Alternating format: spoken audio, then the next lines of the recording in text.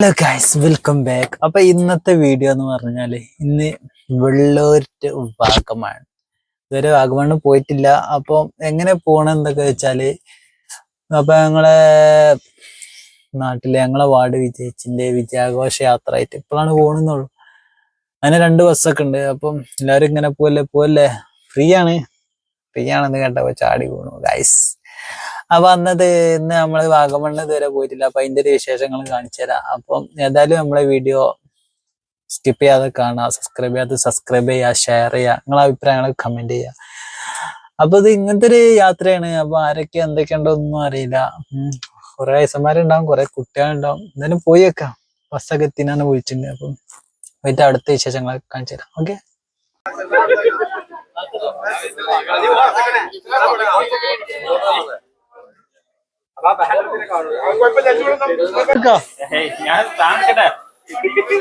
ചാക്കില് ചാക്കൊന്നല്ല, ഇതാണ് full fruits ആണ്.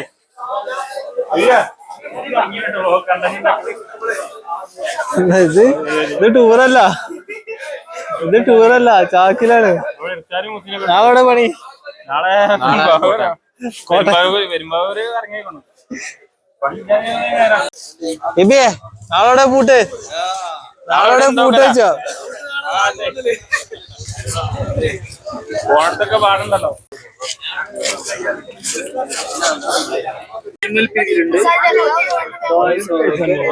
റഷാദ് തീരില്ല.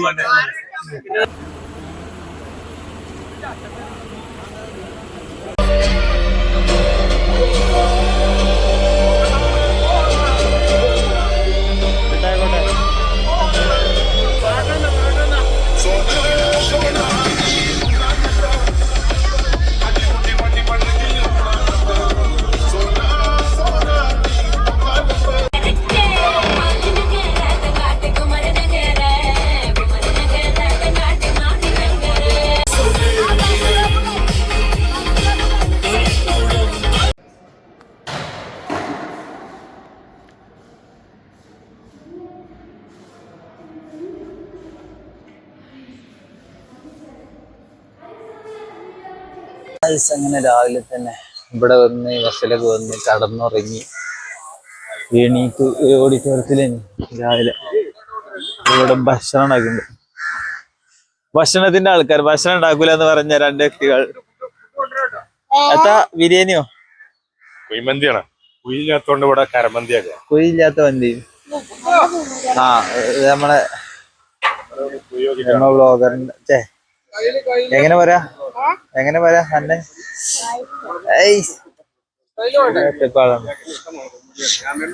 നമ്മളൊന്ന് ബസ് ഇവിടെ ബിരിയാണി വെക്കണം. ഉച്ചക്കുള്ള ഒരു ഓഡിറ്റോറിയത്തിലാണ് താമസം.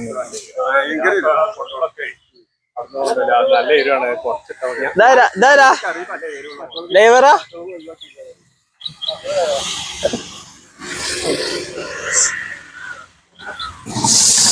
അത് നമ്മള് ചായ കുടിക്കാൻ കുറച്ചു നേരം ആകും. അപ്പൊ നമുക്കൊരു കാലിച്ചായ അടിച്ചാൽ വേണ്ടിയാണ് നമ്മളെ കടിയൊക്കെ ഇങ്ങനെ ഇറങ്ങിയാണ്. ഇപ്പൊ ഉള്ളത് എവിടെയെന്ന് വെച്ചാൽ നമുക്കറിയാം. എന്താ സ്ഥലത്തിന്റെ പേര് നോക്കട്ടെ. കടപ്പുറം വിലക്ക് ചില്ലറ വ്യാപാരം നടുക്കത്തെ ഈരാട്ടുപേറ്റ. അങ്ങനെ ഈരാട്ടുപേറ്റയിലാണ് നല്ല ഓഡിറ്റോറിയം എടുത്തത്. ഓഡിറ്റോറിയത്തിലാണ് റൂമുകളും കാര്യങ്ങളും എല്ലാവർക്കും സൗകര്യം അവിടെ എടുത്ത് കടന്നിറങ്ങി നേരെ പോകുന്നാട്ടോ. ഇനി ഏകദേശം ഒരു കാലിച്ചായ കിട്ടോ ഇവിടെ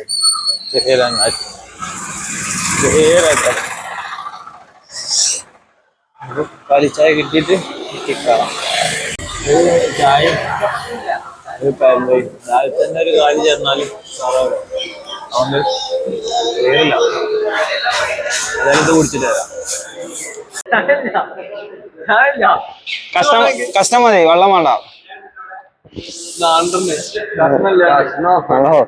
അതാണ് ഇവിടുത്തെ ആൾക്കാര്. നമ്മക്കൊന്നും സാധനം പൊറോട്ട കുടിച്ച് നേരെ ഇവിടെ വന്നപ്പം നല്ല പൊറാട്ടയും കോഴിക്കറിയുടെ ചായന്റെ വേറെ അവിടെ പോയിക്കാണ്ട് ഓപ്പൺ ചായ. നമ്മളോട് മധുരമില്ലാത്ത ചായക്ക് ഓപ്പൺ ചായ എന്ന് പറയാം. ഇവിടെ പറഞ്ഞപ്പോ അതിന്റെ ചായ ഇവിടെ ഇല്ല. ഇവിടെ വിത്തൗട്ടുള്ള വിത്തൗട്ട് ഒറ്റന്നാണെന്ന് വിളിച്ച് വേറെ കോമഡി. ഏതായാലും ഇത് കുടിച്ചിട്ട് വരാം അല്ലേ. ചെറിയ ചെറിയ ഇങ്ങനെ ഓരോരോ പാട്ടുകളും. എന്നിട്ട് നമ്മൾ ഇന്ന് ഓഡിറ്റോറിയം ബർക്കത്ത് മഹലും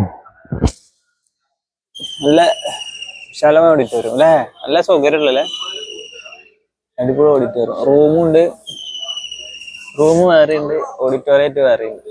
ഏതായാലും ഇതായിക്കട്ടെ.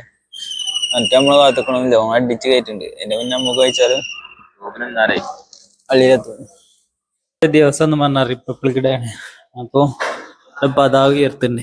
പതാക ഉയർത്തൽ തുടങ്ങിയോ? അപ്പൊ അതിന്റെ ഒരു വീഡിയോ കൂടെ കൊടുക്കാം. റിപ്പബ്ലിക്കിനോടനുബന്ധിച്ച് നമ്മൾ പതാക ഉയർത്താണ്. നമുക്ക് കുറച്ച് വിദേശികളല്ല, വിശിഷ്ട അതിഥികളുണ്ട്. അതില് ട്രാവലിന്റെ ആൾക്കാർ. അതാണ്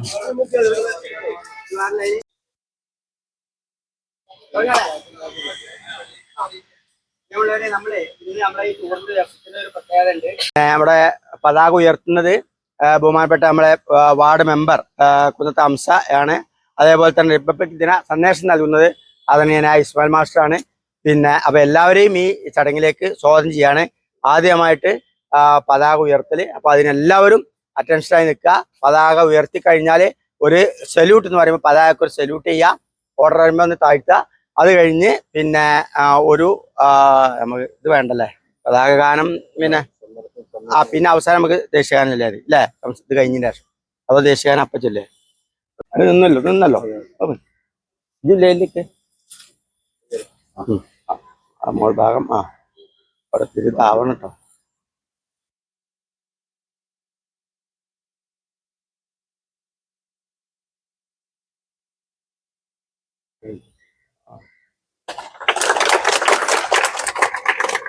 ഓക്കെ, ശരി.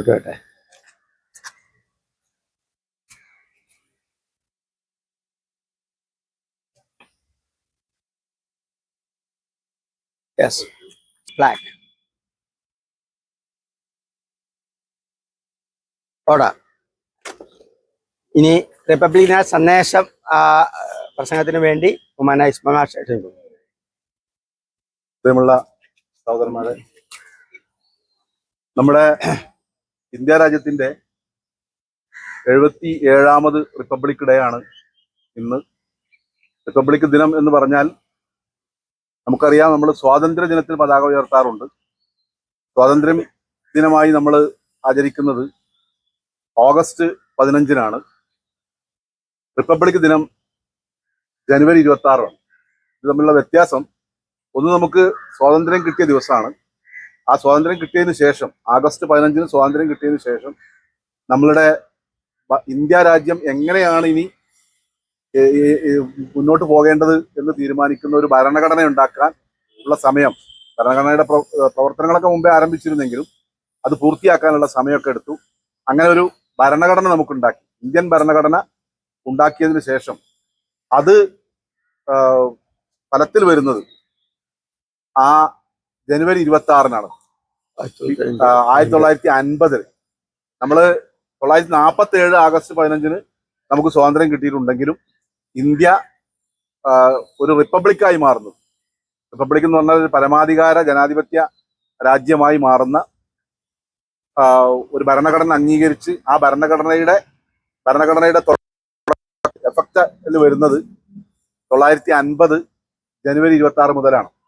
അതുകൊണ്ടാണ് ജനുവരി 26-ന് എല്ലാ വർഷവും നമ്മൾ റിപ്പബ്ലിക് ദിനമായി ആചരിക്കുന്നത്. നമ്മുടെ ഭരണഘടനയാണ് നമ്മുടെ കരുത്ത്. ഒരു രാജ്യം എങ്ങനെയാണ് മുന്നോട്ട് പോകേണ്ടത് എന്ന് പറയുന്ന എല്ലാ നിയമങ്ങളും അടങ്ങിയതാണ് നമ്മുടെ ഭരണഘടന. ആ ഭരണഘടനയിൽ പറയുന്നതിനനുസരിച്ചാണ് നമ്മൾ മുന്നോട്ട് പോകേണ്ടത്. നമുക്കെല്ലാവർക്കും അറിയാവുന്നതുപോലെ ഇപ്പോൾ ഇന്ത്യ രാജ്യത്ത് പ്രത്യേക സവിശേഷമായൊരു സാഹചര്യം നിലനിൽക്കുന്നുണ്ട്. ഈ ഭരണഘടനയിൽ വിശ്വാസമില്ലാത്ത ഒരു വിഭാഗം ആളുകൾ ജനാധിപത്യ പ്രക്രിയയിലൂടെ തന്നെ അധികാരത്തിലെത്തുകയും അങ്ങനെ ഭരണഘടനാ വിരുദ്ധമായ പല കാര്യങ്ങളും ചെയ്തുകൊണ്ടിരിക്കുകയും ചെയ്യുന്ന ഒരു ഘട്ടത്തിലാണ് നമ്മളുള്ളത്.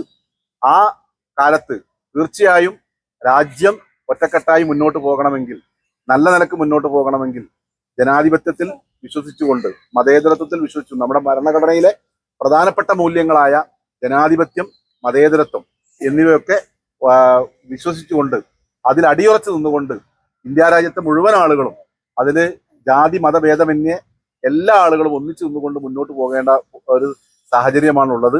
അങ്ങനെ ഉണ്ടെങ്കിൽ മാത്രമേ ആ രാജ്യം മുന്നോട്ട് പോകാൻ കഴിയുകയുള്ളൂ. മറിച്ച് ഇപ്പോൾ പല സ്ഥലങ്ങളിലും പലതരത്തിലുള്ള കാര്യങ്ങൾ നടന്നുകൊണ്ടിരിക്കുന്നത് നമ്മൾ കാണുന്നുണ്ട്. പലയിടത്തും ആൾക്കൂട്ട കൊലപാതകം പോലെ അല്ലെങ്കിൽ ആളുകളെ കൊണ്ട് ഇത് ഒരു ഹിന്ദു രാഷ്ട്രമാണെന്ന് പറയിപ്പിക്കാനുള്ള ശ്രമം നടത്തിക്കൊണ്ടിരിക്കുന്നുണ്ട്. അതുപോലെ പലതരത്തിലുള്ള പ്രവർത്തനങ്ങളും ഈ ഭരണഘടനാ വിരുദ്ധമായിട്ട് നടന്നുകൊണ്ടിരിക്കുന്നുണ്ട്. അപ്പൊ അതിനൊക്കെ ചെറുത്ത് തോൽപ്പിച്ചുകൊണ്ട് ആ ഭരണഘടനയുടെ കീഴിൽ ഈ ഭരണഘടനയിൽ അടിയുറച്ചു നിന്നുകൊണ്ട് നമ്മുടെ ആദർശം, നമ്മുടെ ആശയം ഈ ഭരണഘടനയുടെ മൂല്യങ്ങൾക്കനുസരിച്ചായിരിക്കണം. ഭരണഘടനയിൽ വളരെ കൃത്യമായി പറയുന്നുണ്ട് ഇന്ത്യ ഒരു സെക്യുലർ സ്റ്റേറ്റ് ആണ്, ഒരു ഡെമോക്രാറ്റിക് സ്റ്റേറ്റ് ആണ് എന്നൊക്കെ പറയുന്നുണ്ട്. എന്ന് പറഞ്ഞാൽ ഇന്ത്യ ഒരു മതേതരത്വ രാജ്യമാണ്. ഇന്ത്യക്ക് ഒരു പ്രത്യേക മതമില്ല, ഏതെങ്കിലും ഒരു മതത്തിന്റെ രാജ്യമല്ല. ഇത് ഹിന്ദു രാജ്യമല്ല, ഇസ്ലാമിക രാജ്യമല്ല, മതമില്ലാത്തവരുടെ പ്രത്യേക രാജ്യമല്ല. ഈ രാജ്യം എല്ലാവരുടേതുമാണ്. ഇവിടെ ഭരണഘടനയിൽ കൃത്യമായി പറയുന്നുണ്ട് ഏത് മതത്തിൽ വിശ്വസിക്കുന്ന ആളുകൾക്കും ആ മതം വിശ്വസിക്കാനും അതിന്റെ ആചാരാനുഷ്ഠാനങ്ങൾ അനുസരിച്ച് പ്രവർത്തിക്കാനും അത് പ്രചരിപ്പിക്കാനും ഉള്ള അവകാശം ഉണ്ട് എന്ന് പറയുന്ന ഒരു പ്രത്യേക ഭരണഘടനയാണ് നമുക്കുള്ളത്. അതുകൊണ്ട് തന്നെ അത് നമ്മുടെ മൗലിക അവകാശമാണ്. ആ മൗലിക അവകാശത്തിൽ നിന്നുകൊണ്ടാണ് നമ്മൾ പ്രവർത്തിക്കേണ്ടത്. മറ്റു മതക്കാരെ എതിർക്കുകയോ മറ്റു മതക്കാർക്ക് ഇഷ്ടപ്പെടാത്ത രീതിയിൽ അല്ലെങ്കിൽ അവർക്ക് എന്തെങ്കിലും ഹാനി വരുത്തുന്ന രീതിയിലുള്ള പ്രവർത്തനങ്ങളോ ചെയ്യാൻ പാടില്ല. എല്ലാ മതങ്ങളും സാഹോദര്യത്തോടു കൂടിയാണ് ഇന്ത്യ രാജ്യത്ത് കഴിയേണ്ടത്. അങ്ങനെയുള്ള ഒരു മതേതര രാജ്യമാണ്. അതുപോലെ തന്നെ ജനാധിപത്യ രാജ്യമാണ്. നമുക്കറിയാം നമ്മുടെ കൂടെ ഉണ്ടായിരുന്ന നമ്മുടെ രാജ്യം വിഭജിച്ചു പോയപ്പോൾ പാകിസ്ഥാൻ എന്ന് പറയുന്ന വേറെ രാജ്യം ഉണ്ടായി. ആ രാജ്യം പിന്നീട് പലപ്പോഴും ജനാധിപത്യത്തിൽ നിന്നൊക്കെ വ്യതിചലിച്ചുകൊണ്ട് അവിടെ പട്ടാള ഭരണവും മറ്റൊക്കെ വന്നത് നമ്മൾ കണ്ടു. പട്ടാള ഭരണം നമുക്ക് അന്യമാണ്, നമുക്ക് പറ്റില്ല. അതുപോലെ തന്നെ രാജഭരണത്തിൽ നമ്മൾ അംഗീകരിക്കുന്നില്ല. നമ്മളെ സംബന്ധിച്ചിടത്തോളം നമ്മുടെ ഭരണം ജനാധിപത്യ ഭരണമാണ്. ജനാധിപത്യ ഭരണം എന്ന് പറഞ്ഞാൽ നമ്മുടെ രാജ്യത്തെ ജനങ്ങൾ വോട്ട് ചെയ്ത് ആരെയാണോ ജയിപ്പിക്കുന്നത് അവരാണ് നമ്മുടെ പ്രധാനമന്ത്രിയും നമ്മുടെ മുഖ്യമന്ത്രിമാരും ഒക്കെ ആകേണ്ടത്. ആ രീതിയിൽ ജനാധിപത്യത്തിന് വില കൽപ്പിച്ചുകൊണ്ട് മതേതരത്വത്തിന് വില കൽപ്പിച്ചുകൊണ്ടാണ് നമ്മൾ മുന്നോട്ട് പോകേണ്ടത്. ഇവിടെ അല്ലാത്ത രീതിയിലുള്ള പ്രവർത്തനങ്ങൾക്കൊക്കെ എതിരായി നിൽക്കാനും അവർക്കൊക്കെ എതിരായി പ്രവർത്തിക്കാനും നമ്മളെല്ലാവരും ബാധ്യസ്ഥരാണ്. നമ്മുടെ പ്രധാനപ്പെട്ട കടമ നമ്മുടെ രാജ്യം സംരക്ഷിക്കുക എന്നുള്ളതാണ്. രാജ്യസ്നേഹത്തോടു കൂടി രാജ്യം അതിന്റെ തനതായ രൂപത്തിൽ നിലനിൽക്കാൻ, അതിന്റെ ഭരണഘടനാ മൂല്യങ്ങൾക്കനുസരിച്ച് നിലനിൽക്കാൻ നമ്മളെല്ലാവരും തയ്യാറാകണമെന്ന് മാത്രമാണ് ഈ 77ാം റിപ്പബ്ലിക് ദിനത്തിൽ എനിക്ക് നിങ്ങളോട് പറയാനുള്ളത്. ഞാൻ അവസാനിപ്പിക്കുന്നു. നന്ദി, നമസ്കാരം. ഇനി ഇല്ല കേട്ടോ. അറ്റൻഷൻ, ദേശീയഗാനം. ജയ ഹേ ജയ ജയ ജയ ഹേ. ഇനി നമ്മൾ ഇവിടുന്ന് പിരിഞ്ഞ് അവിടെ ഇപ്പം നമ്മൾ ഇരുന്നിരുന്ന അതേ സ്ഥലത്ത് ഇരിക്കുക. നമുക്കൊരു അല്പസമയം നമ്മളൊരു ക്ലാസ് ഉണ്ട്. അത് കഴിഞ്ഞാൽ നമ്മൾ പിന്നെ ലക്ഷ്യസ്ഥാനത്തേക്ക് വീണ്ടും നമ്മളെ യാത്ര തുടരും. ഏതായാലും ഇതുവരെയുള്ള സമയമൊക്കെ നമ്മൾ വളരെ സന്തോഷത്തോടു കൂടിയാണ് പോകുന്നത്. ഇനിയും നമുക്ക് വളരെ സന്തോഷത്തോടുകൂടി പോകാൻ കഴിയട്ടെ എന്ന് ആശംസിക്കുകയാണ്. ഓക്കെ, ഇനി എല്ലാവരും അവിടെ പോയിട്ട് രാഷ്ട്രീയ പ്രവർത്തനം മുസ്ലിങ്ങളെ സംബന്ധിച്ചിടത്തോളം രാഷ്ട്രീയ പ്രവർത്തനത്തിന് വേണ്ടി അല്ലെങ്കിൽ മന്ത്രിസ്ഥാനം അല്ലെങ്കിൽ MP സ്ഥാനം അല്ലെങ്കിൽ മെമ്പർ സ്ഥാനം ഭാരവാഹിത്വം സ്ഥാനമാനങ്ങളൊന്നും ലക്ഷ്യം വെച്ചുകൊണ്ടല്ല. അതൊന്നും ഇല്ലാത്ത കാലത്ത് മുന്നോട്ടും പ്രവർത്തനത്തിന്റെ ലക്ഷ്യത്തിന് മാറ്റങ്ങൾ ഉണ്ടാവില്ല. തെരഞ്ഞെടുപ്പില് പ്രവർത്തിച്ച് അതിന്റെ ശേഷം ഒരു നല്ല വിജയം നേടി ആ സന്തോഷം പങ്കിടാനും അതിനുവേണ്ടി പ്രവർത്തിച്ചവരെ ഒന്ന് അനുമോദിക്കാനൊക്കെ വേണ്ടിയിട്ടാണ് നമ്മൾ ഇങ്ങനെ ഒരു യാത്ര സംഘടിപ്പിച്ചത്. ഇന്നലെ വൈകിട്ട് രാത്രി 10 മണിക്ക് പുറപ്പെട്ട് മലപ്പുറം ജില്ലയിലെ പൂക്കോട്ട് പഞ്ചായത്തിൽ നിന്നാണ് വരുന്നതെന്ന് ഇവിടുത്തെ ആളുകൾക്ക് വേണ്ടി പറയാണ്. നമ്മൾ പുറപ്പെട്ട് ഇവിടെ വെളുപ്പിന് രാവിലെ 4 മണിക്ക് മുമ്പേ എത്തി നമ്മളെ പ്രഭാത ഘട്ടങ്ങളൊക്കെ കഴിഞ്ഞ് ഇങ്ങനെ ഒരു ക്ലാസ് കൂടി നമ്മൾ കരുതിയിരുന്നു. അതോടൊപ്പം ഇന്നത്തെ ദിവസത്തിന്റെ ഒരു പ്രത്യേകത ഇന്ത്യയുടെ റിപ്പബ്ലിക് ദിനം ആണ്. അതിന് നമ്മൾ വളരെ നല്ല രീതിയിൽ ആ പതാക ഉയർത്തിക്കൊണ്ട് ഒരു റിപ്പബ്ലിക് ദിന സന്ദേശമൊക്കെ കൈമാറി.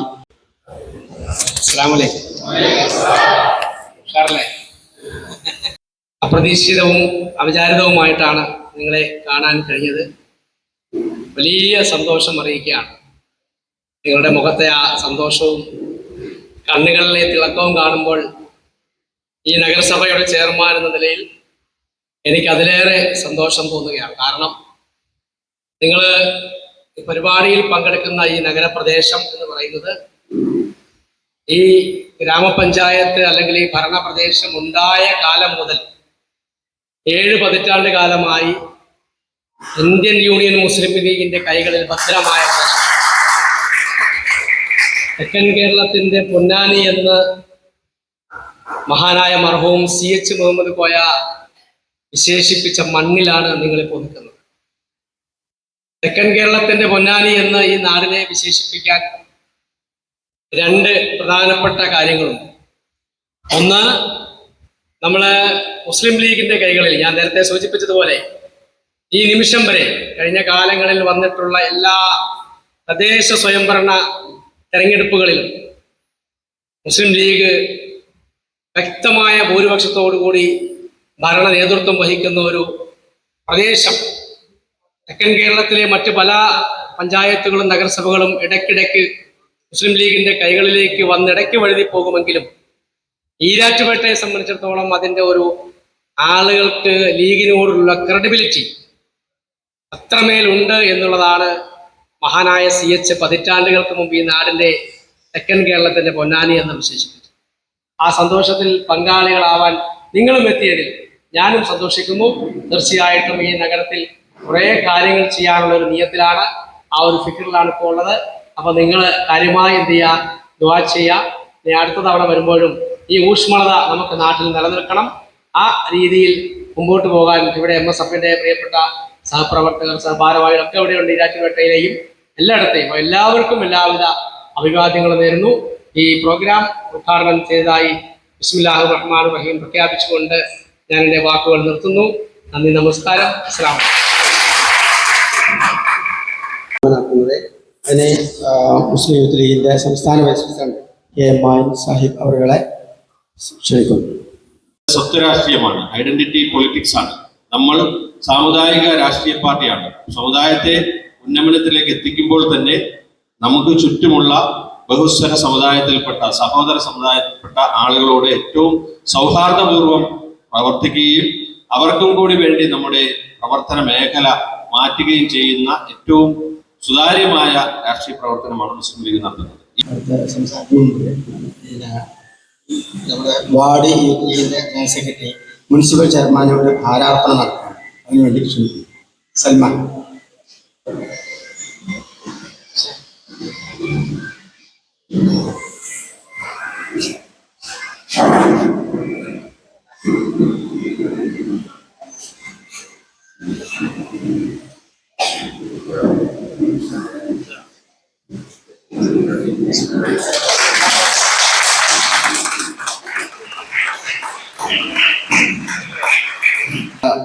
നമ്മളൊരു വലിയ ഒരു തെരഞ്ഞെടുപ്പ് രംഗത്തായിരുന്നു. കേരളത്തിലെ തദ്ദേശ സ്വയംഭരണ സ്ഥാപനങ്ങളിലേക്ക് നടന്ന തിരഞ്ഞെടുപ്പിൽ മുസ്ലിം ലീഗ് പാർട്ടി ഐതിഹാസികമായ വിജയം, UDF ഐതിഹാസികമായ വിജയം നേടി കേരളത്തിലെ പഞ്ചായത്തുകളിലും നഗരസഭകളിലും കോർപ്പറേഷനുകളിലും വലിയ വിജയം നേടി നമ്മൾ അടുത്ത നിയമസഭാ തെരഞ്ഞെടുപ്പിലേക്ക് നീങ്ങിക്കൊണ്ടിരിക്കുന്ന ഒരു രാഷ്ട്രീയ സാഹചര്യത്തിലാണ് മുസ്ലിം ലീഗിന്റെ പ്രവർത്തകർ. പൂക്കോട്ടൂരിനെ കുറിച്ച് ഇവിടെ മാഹിൻ സൂചിപ്പിച്ചു. ഇന്ത്യയുടെ സ്വാതന്ത്ര്യ സമര പോരാട്ടത്തിൽ ഉജ്ജ്വലമായ സംഭാവനകൾ അർപ്പിച്ച, മലബാറിലെ സ്വാതന്ത്ര്യ സമര പോരാട്ടത്തിൽ രക്തസാക്ഷികളെ സൃഷ്ടിച്ച ഒരു മണ്ണിൽ നിന്നാണ് നിങ്ങൾ വരുന്നത്. അറിയാലോ, പരിസ പറഞ്ഞില്ല ഇവരോടൊന്നും. MSFന്റെ സംസ്ഥാന സമ്മേളനം മലപ്പുറത്ത് വെച്ചാണ്. എന്നാണ് വിദ്യാർത്ഥി റാലി എന്നറിയോ? 31-ാം തീയതിയാണ്. 31-ാം തീയതി 4 മണിക്കാണ് മലപ്പുറം കുന്നുമ്മൽ നിന്ന് വിദ്യാർത്ഥി റാലി ആരംഭിക്കുന്നത്. ആ റാലി നമ്മുടെ വാർഡിലുള്ള മുഴുവൻ MSFന്റെ പ്രവർത്തകരും പങ്കെടുക്കും. ബഹുമാനപ്പെട്ട നേതാക്കന്മാരെ, സഹപ്രവർത്തകരെ, നമുക്കറിയാം ഇപ്പോ ഒരു മാസത്തോളമായിട്ടുള്ള നമ്മുടെ വാർഡിൽ നിന്നൊരു വാർഷിക തെരഞ്ഞെടുപ്പ് നടന്നത്. നിങ്ങളോട് എനിക്ക് പറയാനുള്ളത്, ഈ പോരായ്മകൾ ഉണ്ടാകാം, മനുഷ്യരാണ്. പോരായ്മകൾ ഉണ്ടായാൽ അത് തിരുത്തൽ നമ്മളെ പ്രസിഡന്റ് പറഞ്ഞതുപോലെ നമ്മൾ ജയിച്ചതല്ല, നമ്മൾ ജയിപ്പിച്ചതാണെന്നുള്ള ഒരു ബോധം നമുക്കുള്ളത് കൊണ്ട് എന്ത് തെറ്റുകൾ ഉണ്ടെങ്കിലും അത് ചൂണ്ടിക്കാണിക്കണമെന്ന് നിങ്ങളോട് ആത്മാർത്ഥമായി പറയുകയാണ്. എങ്ങനായാലും പിന്നെ ഒരു അഴിമതിക്കാരനായി എന്നുള്ള ഒരു പേര് ഒരു ദിവസം നിങ്ങൾക്ക് ഞാൻ വരുത്തൂല എന്ന് മാത്രം പറയുന്നത്.